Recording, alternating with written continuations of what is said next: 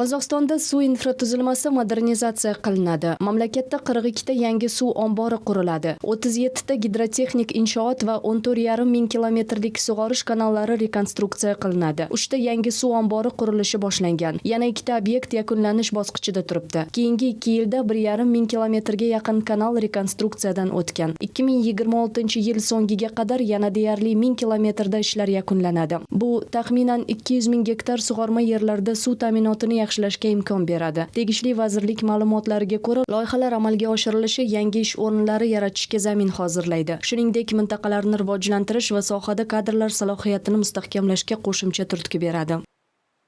Ish o'rinlari barpo etilishi viloyatlarda turmush sharoitlarini yaxshilashga imkon beradi. Suv xo'jaligi infratuzilmasini ravnaq toptirish ayni paytda sohaga yangi malakali kadrlarni jalb qilishga ham zamin yaratadi. Bugungi kunda taxminan 2,7 ming talaba suv sohasi ixtisosliklari bo'yicha tahsil olmoqda. Kazvodxoz Respublika davlat korxonasi filiallarida amaliyot o'tayotgan talabalar soni ham tobora o'sib boryapti.